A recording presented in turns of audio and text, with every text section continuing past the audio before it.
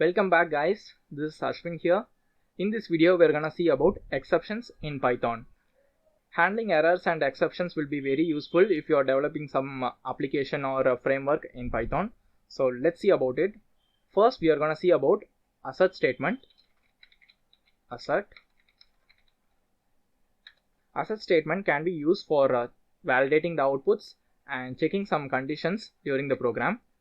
Let's say output equals some number. Assert the condition you need to check, that will be output less than 15.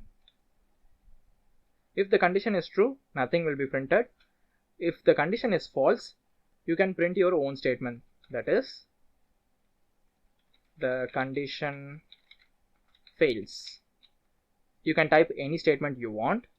Now let's run it. See, the condition is true, so it didn't print anything. Let's copy the same code and let's change the output to 20. Now run it. The condition fails, so it raises an assertion error, and it also displaying the statement we initialized, that is the condition fails. Like that we can use this assert statement to validate some output or checking some conditions in a program flow. Okay, next we are gonna see about try and except. Try and except.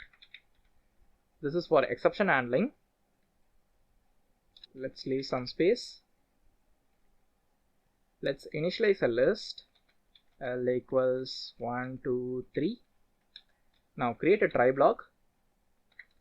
You can type the statements you want to execute in the try block. If the statement or some of the statements raises an error, means it will go to the except block. Now let's try to assign some out of index range values. That will be L of 5 equals 10. Definitely it will throw an index error. So to handle that, we will create except block. In the except block, instead of raising an error, we will print a statement, that is your code has error. Now let's run it. See, it raises an error. Let's copy the same code. Instead of accessing the index 5, you are going to access the index 0. Run it. It shows no error. This is no error, and this contains an error. This exception handling will be very useful. Instead of seeing so many lines of errors, you are just going to handle the error for that particular block. You can also check the type of the error. Let's do the same here.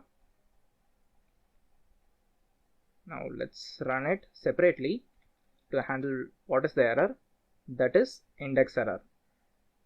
Delete it. Now the list will make an index error. To handle that particular error, we will type index error. Let's give an alias, that is as e, and we will display that error here. Run it. It displays your code as error list assignment index out of range. So it displays our statement and the corresponding error it makes. It is an index error, so list assignment index out of range. It is obviously better than seeing the error like this, L of 5. If you have a bigger program, means it will throw lots of lines. It will be so confusing to handle the errors. For that you need to use try and except block.